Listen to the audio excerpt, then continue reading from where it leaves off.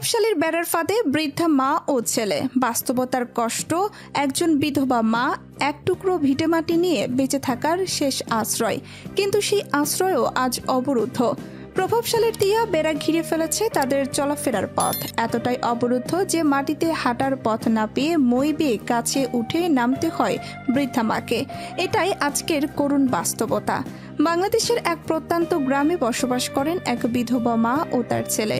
স্বামীহারা এই নারী বহু বছর ধরে নিজের কষ্টার্জিত টাকায় জমিতে বসত বাড়ি গড়ে তুলেছেন, কিন্তু এলাকার এক প্রভাবশালী ব্যক্তি ক্ষমতার দাপটে সেই জমির চারপাশে গড়ে তুলেছেন বিশাল বেড়া। ফলে মা ছেলের চলাফেরার পথ বন্ধ হয়ে গেছে। বাড়ি থেকে বের হতে হলে মই বেয়ে গাছে উঠে তারপর নেমে আসতে হয়। ভাবুন তো, একজন ৭০ বছরের বৃদ্ধা মা প্রতিদিন কেবল বের হওয়ার জন্য গাছে ওঠেন। ওয়াল থেকে কতবার উঠানামা করা যায়, আমি উত্তর সাইডে আরেকজনের ক্ষেতের উপর দিয়ে মই দিয়া উঠিয়া। বৃদ্ধা মায়ের কণ্ঠে কান্না মিশে যায়। তিনি বলেন, আমার আর কিছু নেই বাবা, এই ঘরই আমার শেষ ভরসা, কিন্তু এখন এই ঘর থেকেও বের হতে পারি না।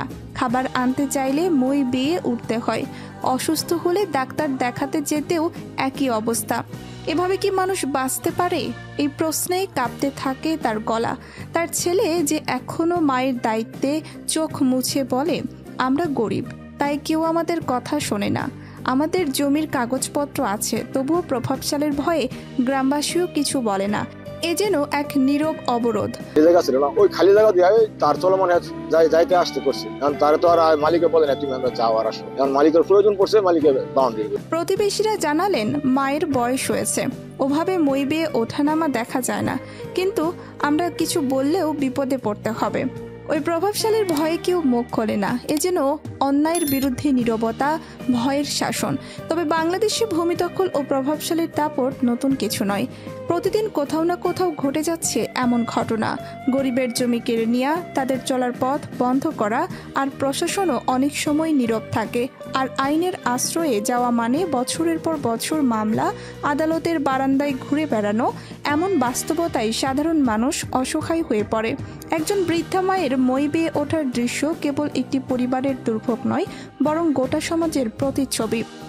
এজন্য আমাদের বিবেককে প্রশ্ন ছুড়ে দেয়, কোথায় আমাদের ন্যায় বিচার, কোথায় মানবিকতা?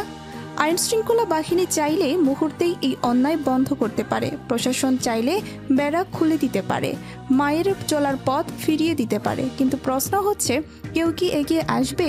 একজন বৃদ্ধা মায়ের কান্না, একজন ছেলের অসহায়ত্ব কি আমাদের হৃদয়কে নাড়ায় না? আজ যদি এই অবস্থা তাদের হয়, কাল হয়তো আমাদের কারো হতে পারে। এই গল্প কেবল একটি পরিবারের নয়, এটি পুরো সমাজের প্রতিচ্ছবি। আমরা যদি ন্যায় বিচারের পক্ষে না দাঁড়াই, তাহলে অন্যায়ের শৃঙ্খল আমাদেরকেও একদিন বেঁধে ফেলবে। আপনি কি মনে করেন, প্রভাবশালীর এই বেড়াজাল কি আইন ভাঙতে পারবে? আপনার মতামত জানাতে ভুলবেন না। আর হ্যাঁ, আমাদের সাথে থাকুন, সাবস্ক্রাইব করুন, একসাথে অন্যায়ের বিরুদ্ধে কণ্ঠ তুলুন।